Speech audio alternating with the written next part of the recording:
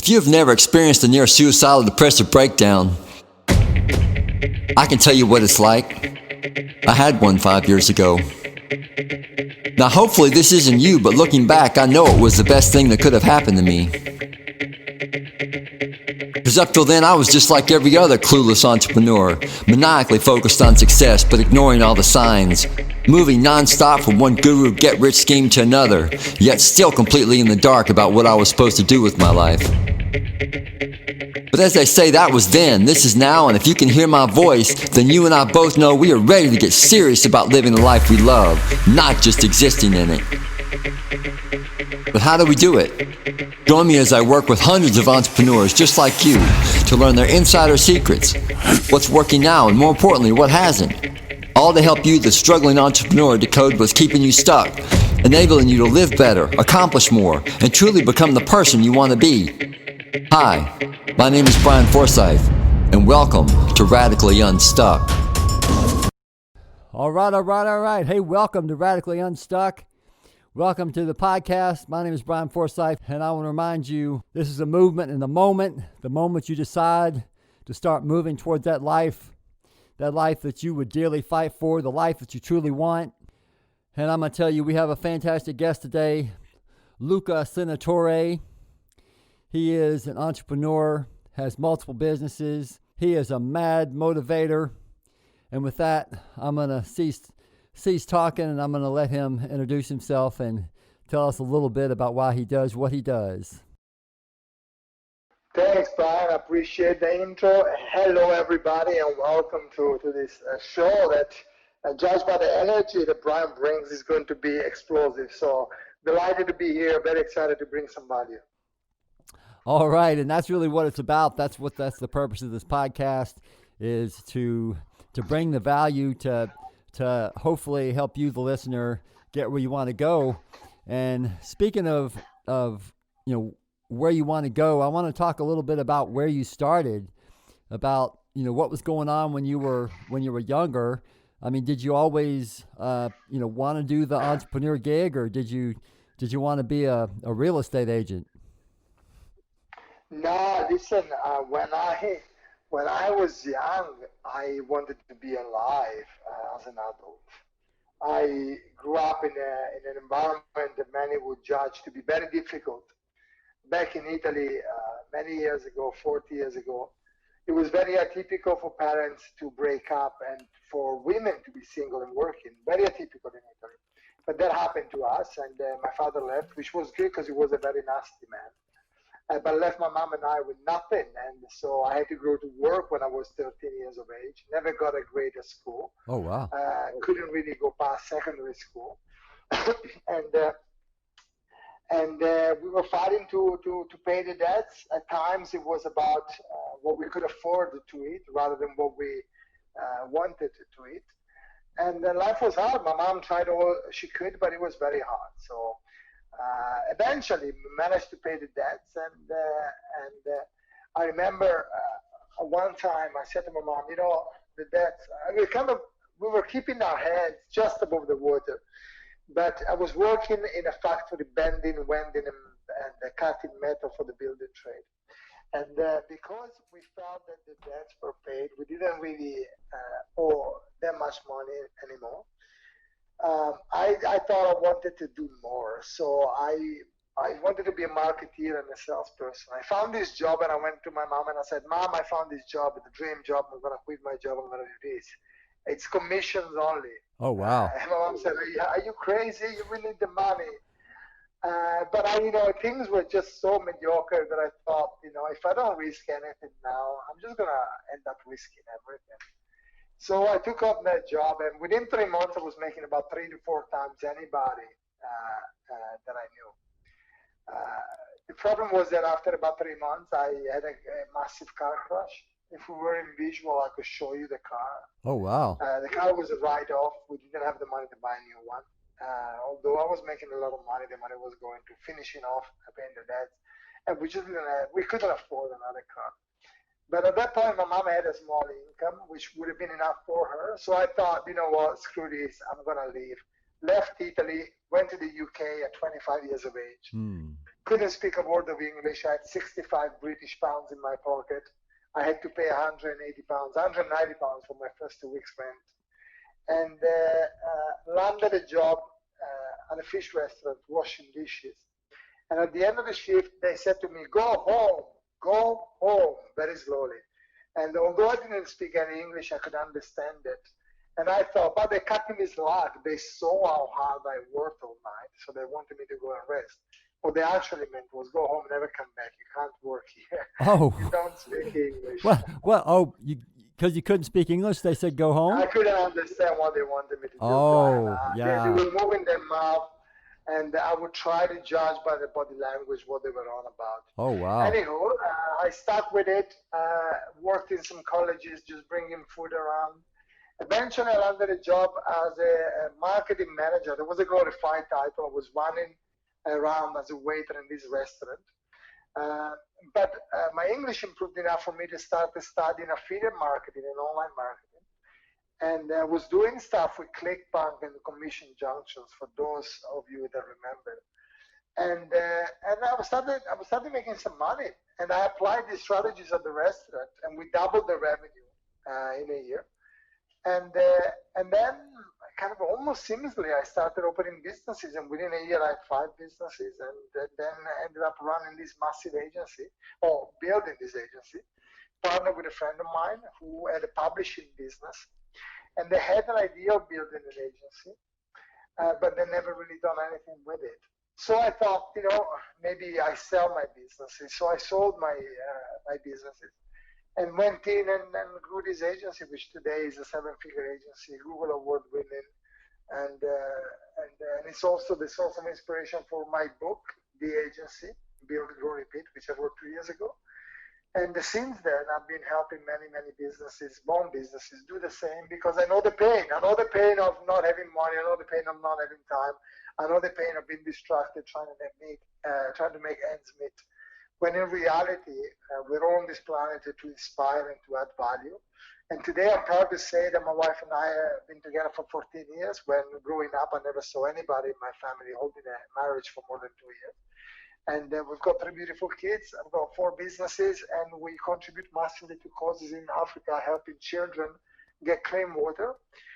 Last month alone, we helped 148 children get access to clean water, and 14 women in Africa access to education. So, yeah, life has changed, but it was hard.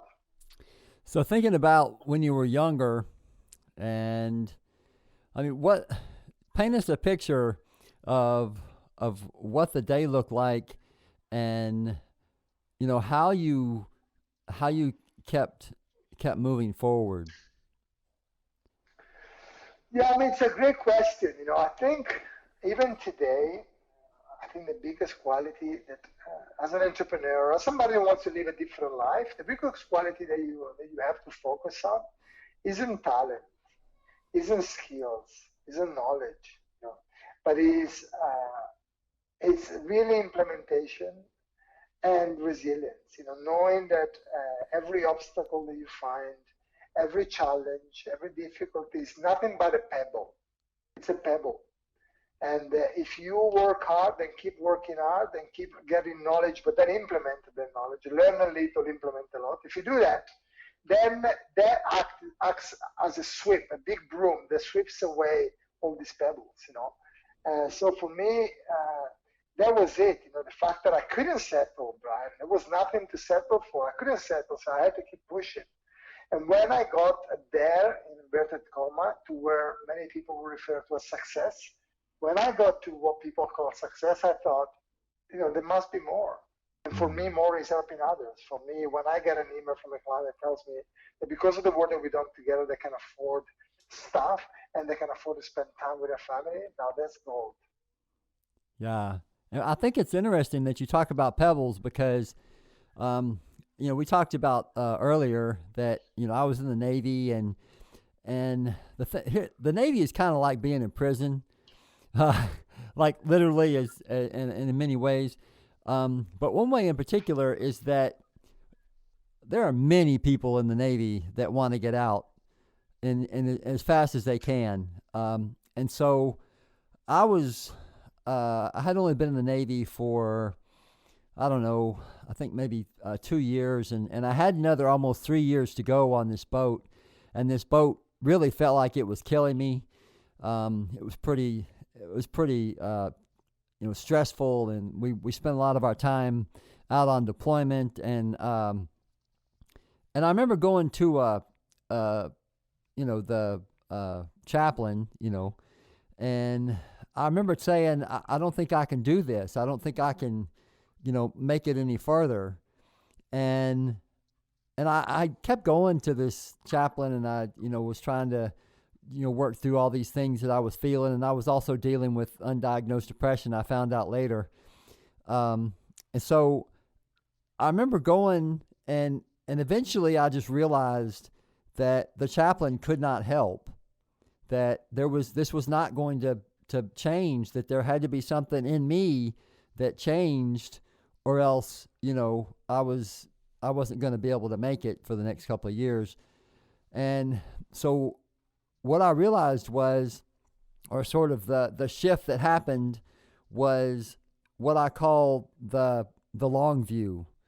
And, talking about, what you said about a pebble, when I talked about it later, it was literally that, you're in the Navy for a certain amount of time, and that's kind of like you being on a journey and you're walking to this mountain, and you can see the mountaintop and you're walking, but it's very far away, and you're not wearing any shoes. And as you're walking along, you're in the forest, you're in the desert, whatever it is, and you're going to come upon these pebbles, and you're going to come on, boulders, and that if you pay attention to all the pebbles, like every time you pass over one, your journey is really going to take a lot longer. It's going to be a lot more painful.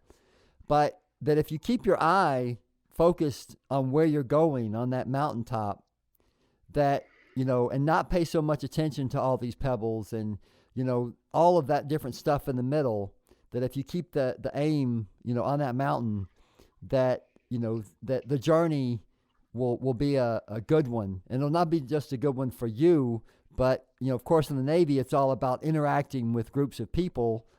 And so it will also be a good one for, everybody you come in contact with. And so that perspective is literally what got me through not just that ship, but, pretty much my whole, at that, from that point, like the whole next 17 years. So definitely I can relate to the idea of the pebble. Well, I guess that if you're in something like the Navy, you described it as prison, it's something that certainly is polarizing and dividing you. You either are obsessed about being in it, or you're obsessed about being out of it, right? There's no, I don't think you can be in the Navy kind of happy either way, happy-go-lucky. You either want to be in it, or you have to be in it because you have no choice. But most of us in the real world have a choice. If you are in a job that you hate, you have a choice. It may be a tough choice, it may be a scary choice, but you have a choice. If you're in the Navy, you're contractually and legally obliged to be there. You can't leave, otherwise you go to jail. That doesn't happen to people in normal life. You have a choice. We have a choice. It doesn't matter how much of a bum you were yesterday. You can choose today, right? This moment. You can choose, let's say I'm not going to be a bum anymore. Yeah. I'm going to be a hero. I'm going to write the next story. I'm going to write the next page, the next chapter of my life as the person that I want to be. I don't have to be what I was yesterday. Yeah. You have a choice. And if pebbles stop you, then maybe you're not meant to be. You need to fall in love with suffering a little bit, because what we call suffering, challenges, working a job that we don't like, or working 10 hours a day, 20 hours a day, these are not challenges. Challenges are being in a country where you don't have access to clean water and you develop all sorts of illnesses. Challenges are being in a country that is full of war. Challenges are having cancer. Yeah. Challenges. What 90% of us call challenges are pebbles. Yeah. Yeah. That's such a, shifting your perspective, being able to step back and look at the truth of your challenge is is so powerful and so useful, and nobody's saying it's easy. Whatever challenge you're going through, it's never easy, and it never feels easy, and it's certainly not easy until you are able to step back and really put it into perspective, and really figure out what the way forward is.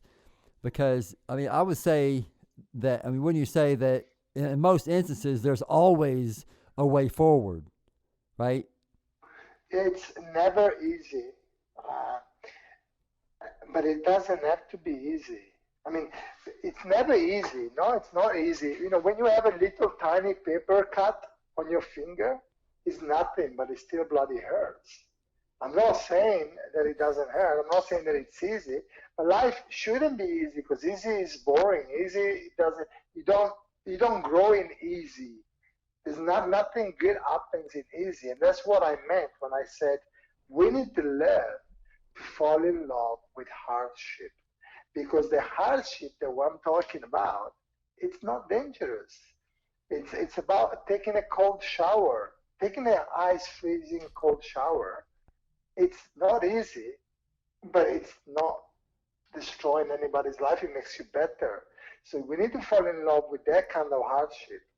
When a challenge presents itself, when we go home, if we have a 9 to 5 that we hate and we want to be an entrepreneur, and we get up at 6 o'clock in the morning, we go to work, we come home at 5 o'clock at night.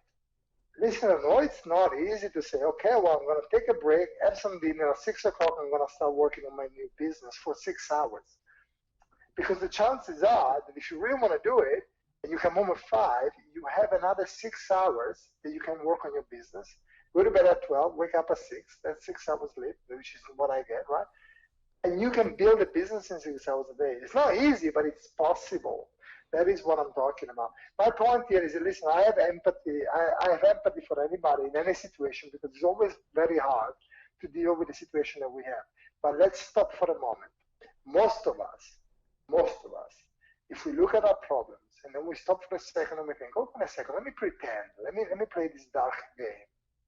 Let me imagine that I go to the doctor and he tells me I've got 6 months to live. Let me imagine that I pick up the phone and somebody tells me my kids are in hospital.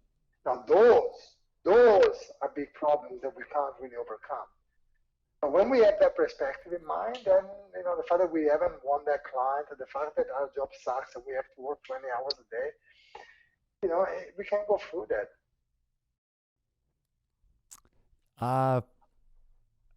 That is a very, very harsh perspective, and at the same time, I fully grasp and feel what you're saying. My question is, for the person who's sitting there and listening to this, what's the first step?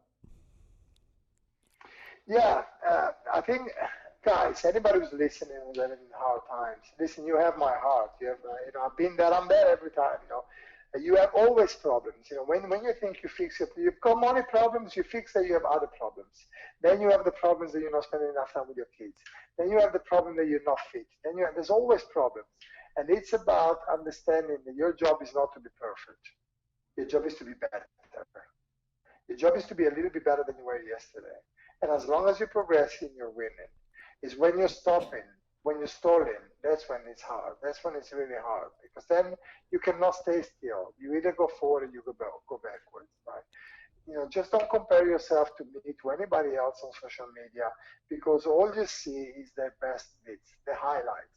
And then what you do, you compare the highlights of somebody with the entirety of your life, which is full of good and bad, like anybody else. Just Right. compare yourself today with yourself yesterday. Write down, here's an exercise that is practical. The first step, if you want the first step, here's what you do. I'm talking to my best friend here, who is maybe in difficulties. If you've got difficulties that are to do with money, to do with fitness, or anything that you can change, right? Wake up tomorrow morning, take a piece of paper, and say this to yourself. Write this sentence down. This has been a savior for me. Write this sentence down tomorrow morning, first thing as you wake up. It's the end of the day. It's been a fantastic day. What happened? what made it a fantastic day? What do I need to do to make it a fantastic day? And then write down a list of the things that you have to do to make it a fantastic day at the end of the day. And then go out and do that. Ah, that's awesome. You know what's crazy is I journal. You know, I have a journal, and but the truth is that me and that journal, we have an on again, off again relationship, and I'm telling you, I've been trying to journal consistently for a long time. But so yesterday, I actually sat down, and believe it or not, I literally did what you said. Like normally, what I would do is I would write, basically what I would say that I would have to do that day, and then that would be my list, and then I would go about pick the one that was biggest, and then do that one first, et cetera, et cetera. But yesterday, I sat down and wrote out pretty much just like you said, what the things were that I would consider if it got done, like that would have been a good day. So it's really interesting because you just brought that up, but You know why that is powerful? Because it puts you in charge of what you can do, and it gives you the immediacy that you can do it today. The problem with most long-term goals is the same problem with tax returns and with paying the taxes. Everybody pays it on the last day. Everybody does it on the last day because there's too much time to procrastinate. Whereas if you sit down today for today, you get motivated, but then you get momentum. Motivation without momentum is useless. People can so watch Gary Vaynerchuk and Tony Robbins on YouTube on repeat. They never get motivated for real because motivation needs action. And when you sit down and you think about the stuff that you can actually do today, because the question is, it's been a fantastic day, what can I do to make it a fantastic day? Then that very moment you start acting on it, and action is the mother of all achievement. The second reason why that is powerful is because it looks at everywhere in your life, not just work. Because maybe what you perceive to be the failure of your life, money, business, job, fitness, maybe it's just one of the parts of your life. But maybe you're very rich in relationship, maybe you're very rich in love, maybe you're very rich in one of the other areas. And looking at your day like that allows you to look at all your life and think, hold on a second, the fantastic day can be achieved actually quite easily, in relative terms, because you're now focusing on what makes it a fantastic day. So it's a powerful technique that I think talking about first steps will be very useful for anybody listening out there. But just know this, guys. I mean, my words may sound harsh, but just because I've been there, I've been in an abusive, some part of a relationship. I've been at the extreme of first world poverty. I've been at the receiving end of bullying, and then I went on and I became a professional mixed martial artist. There are things that I've done, and none of them were given to me. My father didn't give me a business. My father didn't give me the education to get a business. I didn't go to school. I'm only sounding harsh because there's only so much that we can achieve with cushy, soft fairy tales. We just need to take matter in our own hands and say, stop this. I'm going to become the person I want to be. I'm going to write my own story for today. And if you don't like it, you can get out of here. Powerful stuff. So in your battles and in your struggles, I'm pretty open about the fact that depression has almost killed me, taken years out of my life, and certainly been a battle for me.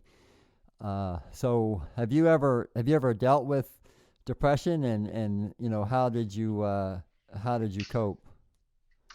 I don't know. I mean, this is a very delicate subject, Brian, because I actually believe that there are, broadly speaking, two types of depression. There is clinical depression that is driven by changing chemicals in the brain. Right. And there is depression that is driven by the fact that we focus on the parts of our life that we're not happy about. Sure. Yeah?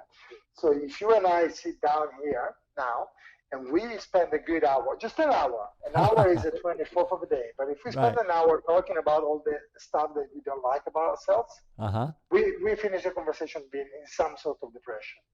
Right? Mm. So, energy goes where focus flows. I mean, So I don't know the answer. Is I do have a memory of being a young boy sitting on the balcony in Italy, thinking, I think I have depression because I was Oh, down wow. for no reason, right? I Right. remember that very vividly. But I also believe that I have dyslexia. I also believe that I have some sort of hyperactivity. I just never paid attention to it. And obviously that tells you that I don't have clinical depression. I don't have severe depression. I never had it because otherwise you would know. But I certainly could have fallen into the trap of becoming depressed in behavior, but I haven't. I had in my family people suffering with clinical depression, and it's been horrible. It's been very horrible. Um, so I've seen it. I've seen what it's like. I had, and I still have depressed thoughts every now and again. I just forcefully change them. Yeah, and that's talking about the differences between clinical depression and uh, in my experience, in my understanding, depression is generally characterized by a change in mood, eating, energy, body aches. Essentially the symptoms of depression, and they last at least 2 weeks.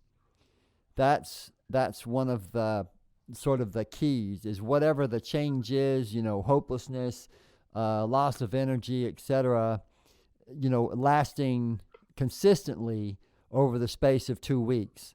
And I say that because there is a tendency to, for the mainstream world, essentially, to categorize depression and sadness as the same, in that, if you're sad, then you're depressed, then like the two are the same thing, because sometimes they can look like, depression can look like sadness and sadness can look like depression, but they are not the same. No.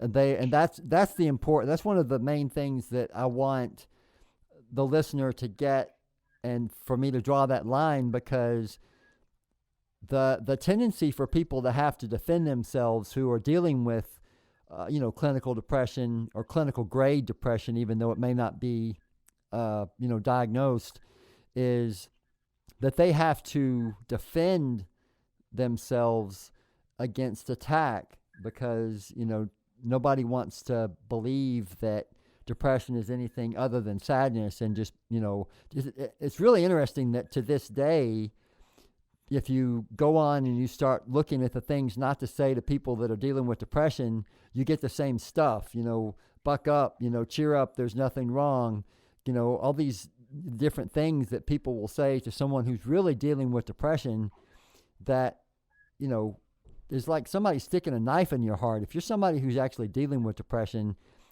for somebody to say, look at your life, it's amazing, what do you have to be depressed about?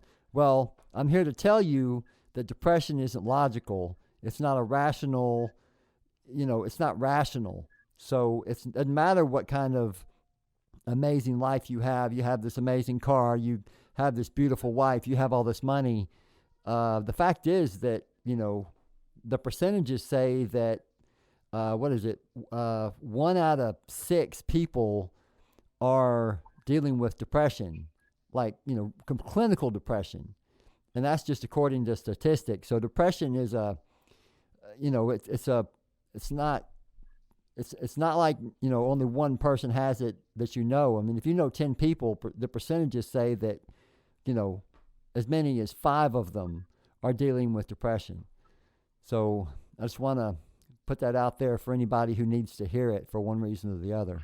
Yeah, listen, I mean, that's why there is a medical field that looks after these things. So if anybody feels anything, really, irrespective of whether it's been diagnosed or not, or you need to seek help. You need to seek help, and you need to not be judged. So I believe that I believe, like anything, I mean, if you are in an environment that is prone to bring you depressive thoughts, then it's easier to enter that type of state. Even if you don't have clinical depression. But it doesn't matter. It doesn't matter what the reason is. If you don't feel right, then you have the right to seek and receive help and to not be judged, because that isn't, who is anybody to judge? All I'm saying, from my personal perspective, is that I can easily sit here today, and I don't have clinical depression, like I said, because if I did, I would know. But for anybody like me, I could sit here and indulge into my imposter syndrome, and indulge into the haters, and indulge into the stuff that I haven't done, and indulge into the fact that I'm not in the shape that I want to be. I can indulge in all these things, and they will bring me more depressed type thoughts. Or I can focus on the stuff that I can control and go for it. Now, that's easy enough if you don't have clinical depression. If you do, like you said, it's not rational, it's not logical, it's not easy to control. And that's when you will know. You will know because all these things, despite your best efforts, you can't do them. And then at that stage, you need to seek help. Yeah, that's so so speaking of things that you haven't done, like what's the either the one that got away, whether it's a job or a pursuit that you were trying, like what's something that you tried that you just absolutely didn't succeed in? Well, there's two things. The one I'm doing now, which is to change the world. I have a mission with the small business mentoring program that we started to change the world and bring 250,000 British pounds, that's about $300,000, to children and women in Africa so that girls can access education and children can access clean water. That's a very big mission. I'm busy doing it. I don't know that I will do it, but I will try. The one that I can say for now I failed at is, or let's say two. One, what I failed, and one, what I have a regret. The regret is that I haven't lived in as many countries as I would have liked to. I don't like traveling, but I would have liked to live a couple of years in the States, and I haven't done that. A couple of years in Hawaii, I haven't done that for a number of reasons. The main reason is that it didn't occur to me that I would have wanted to do it until it was too late, because I had kids and so on. Yeah, so that's one regret that I guess I will take. But the kids will grow up, and I might still be able to do it in the future. So not all hopes are lost.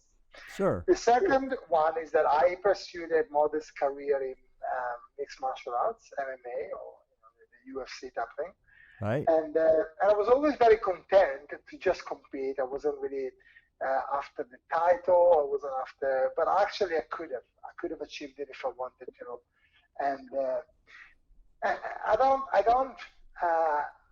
think of it as a failure because I wasn't after that. I just wanted to compete, and I was doing that whilst having a family, whilst having 4 businesses. But I guess I competed and I didn't win.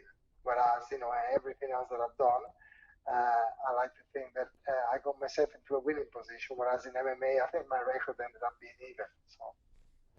Yeah.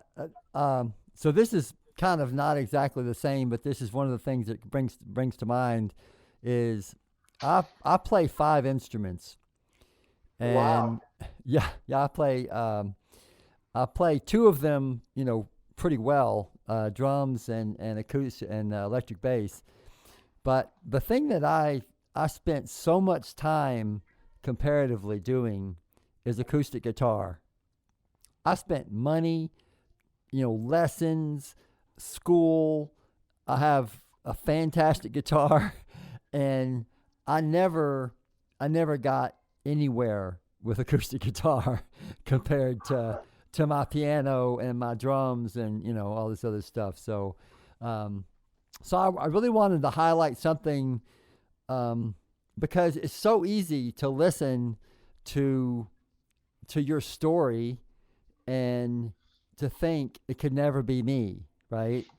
And I just want people to hear that, because we talked earlier about how Facebook and Instagram sort of can spin this spell into, making people think that, they are never going to get to where they want to go, because of wherever they are in life. Well, I mean, for everybody who might have those thoughts that I or anybody else is perfect, I have two things to tell you. The first thing is that people like Tom Hanks or Christina Aguilera or Lady Gaga admitted that sometimes they have to remind themselves of who they are because of their debilitating imposter syndrome. So everybody has those thoughts. If you think I am what I would choose to be, I mean, listen, like I said, perfect for me would be to have an impact on millions of children and girls and send them to school. And so the reason why I'm aiming at 250,000 is because I haven't gotten to millions yet. So you see, but by that, of course, I think about that. Of course, I think about the fact that I could do more. But if I think about all the stuff that I am not, then who's going to think about all the stuff that I am that I can be today?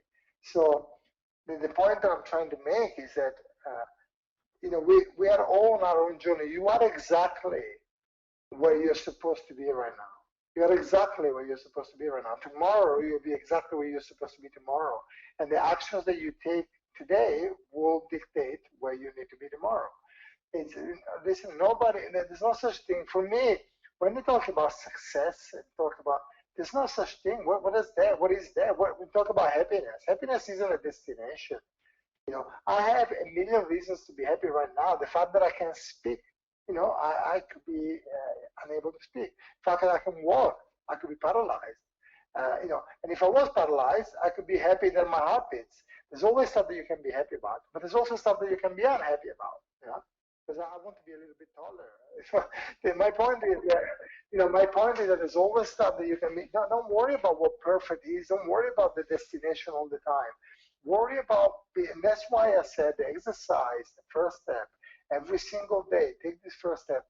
Ask yourself today, not in a year, not ideally, not just today is over. Ask yourself this question at the beginning of the day. Imagine that today is over. It's been a great, fantastic day. What happened? And then live one fantastic day after the other. And that is the key to happiness. I promise you. Of course, I want to be bigger. I want to help more people. You always want to be bigger. But if you only focus on the things that you could be and you're not, oh my God, that is depression for me, right there, manufacturing on the spot.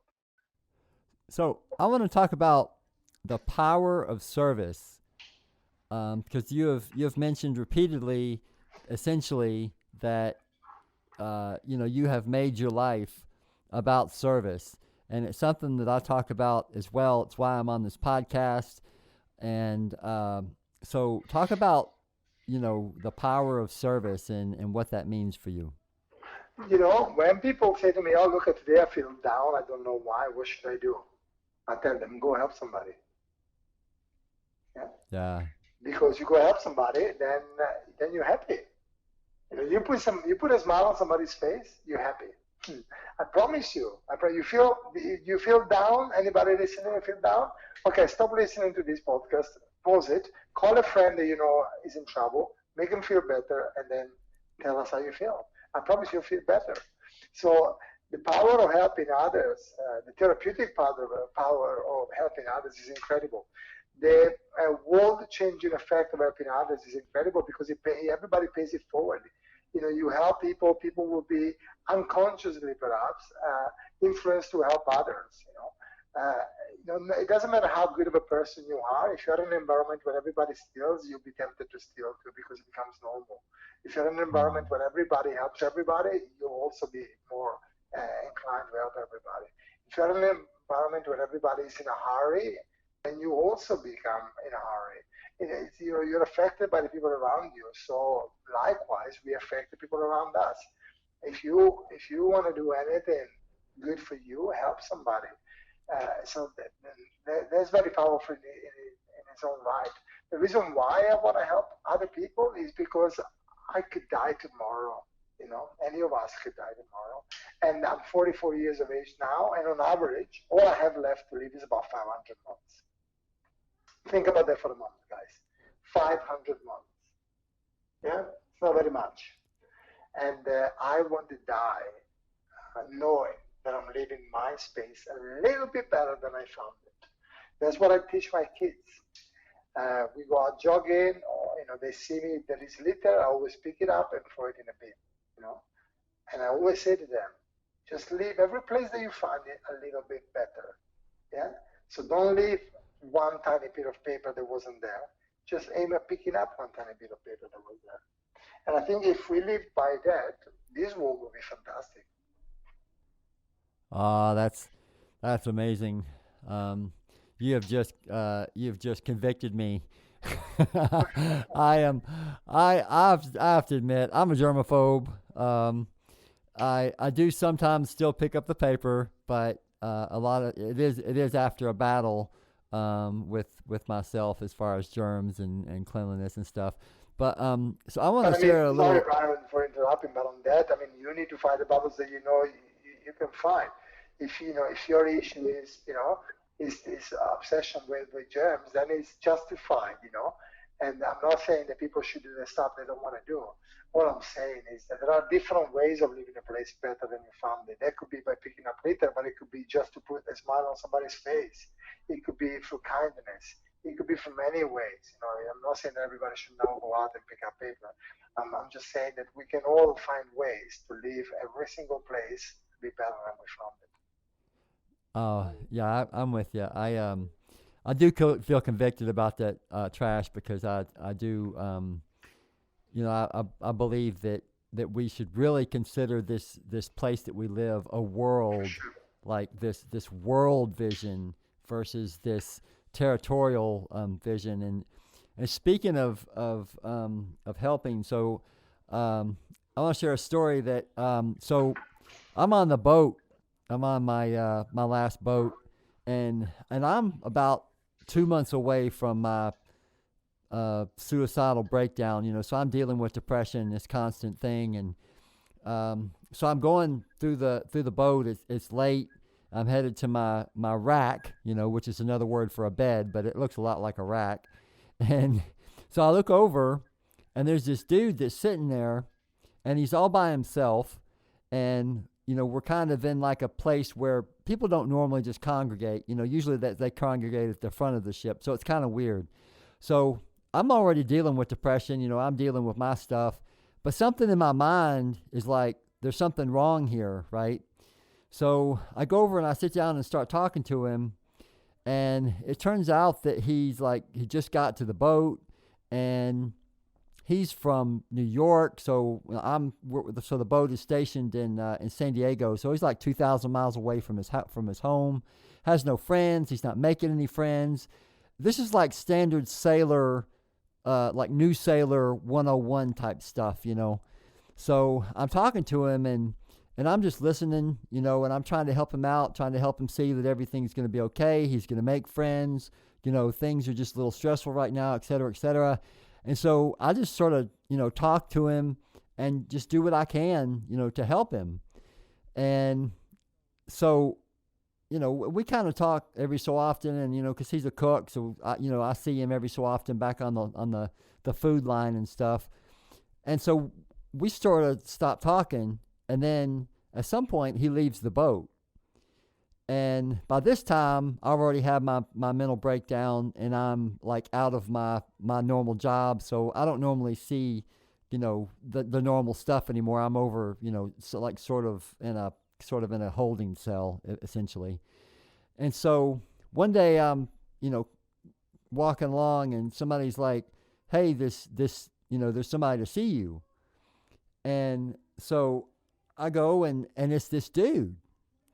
And he proceeds to tell me how powerful and how meaningful that time of me helping him was, because he was, like really dealing with some stuff, and he was, he was like depressed, and he was, this was like a really big deal for him, and he just had come back to the boat to let me know how how impactful that was, and to thank me.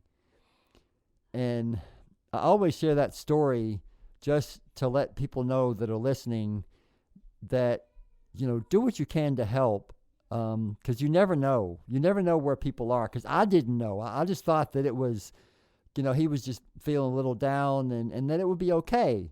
But, to hear him tell it, it wasn't. He was really suffering some stuff. And so, yeah, I mean, whenever you can, words are powerful. And just being there for somebody in the simplest little way can definitely leave a place better than you found it.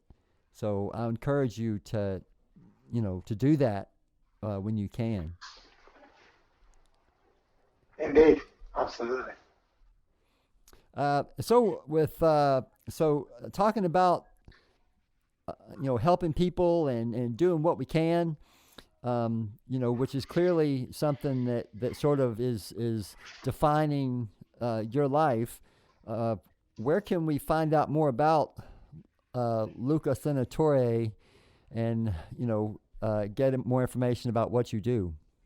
I think with a name like that and with a loud mouth like mine, I got myself a good place on Google. So I think if you just Google my name, there'll be loads of stuff that comes up. In terms of connecting, the best way is probably on Facebook. That's where I hang out the most. I think what is my Facebook handle? Let me just quickly see. I think it's Luca Senatore Cambridge. Just bear with me for a second. I'm so glad it's Luca Senatore and not Luca Senator, because I had thought about it and I'm like, Luca Senatore, that just sounds like a name, man. That's like, that sounds like a character in a movie, Yeah, well, maybe we are all in the movie. I don't know, but yeah. On Facebook, I'm Luca Senatore Cambridge. But yeah, on LinkedIn, Instagram, whatever you guys wanna hang out. I'm all about helping. I'm all about contributing. I'm all about socializing, and I think you are the sum total of the people around you. I like to have a lot of people around me because we all improve and help each other. Just please know, everybody listening to this, just please know that there isn't such thing as perfect. You might be looking at me thinking, he's winning in one area, but I promise you're winning and beating me in another area. So we're all on the same journey. We're all exactly where we need to be. When your life looks really miserable, just remember that you're in control, you're in charge. It could be a lot worse, and things can get better. Sometimes it only takes a day. You go out and you meet the right person and your life changes. You just don't know. I remember, like, it wasn't long ago where I was despairing, and I didn't think I had ways out. And it doesn't seem like long ago. And then, what, still now, I've got 3 kids, 11, 7, and 2 years old. And sometimes I think, what if something happens and I lose everything? I can't support these kids. What if this? What if? It's normal. It's absolutely normal. Just remember that you are insanely good. Just remember how good you really are. Yes. Powerful reminders there. And I just want to thank the listener for being on this journey with me, being on this journey with Luca. And if you've enjoyed this podcast, if it's touched you, if it's been something you really love, then please go ahead and hit this link and leave me a review. Tell me how I can do it better. And that link is https://ratethispodcast.com/unstuck. And with that, I want to thank Luca Senatore for being on. This has been a wonderful podcast. I have learned some stuff, and I really appreciate you being on, Luca. Yeah, it's been a blast. Thanks so much, Bryan, for the opportunity. Thank you, everybody, for listening. And that's it. You all rock. All right. And with that, I want to remind you, just like I reminded you on the last podcast, be good to yourself, Be radically good to yourself. If you have an emotion, if you have a feeling, if you have a thought, and it isn't something that you can imagine your best friend or your mom wanting to feel, then I encourage you to let it go. Even if it's true. True isn't necessarily the point. It's whether it's useful. Does it move you farther or closer to the life that you want to live and how you want to feel and who you want to be? And if it doesn't, then by all means, feel free to let it go. And with that, thanks again, Luca. Peace, everybody. Thank you, Bryan. Thanks.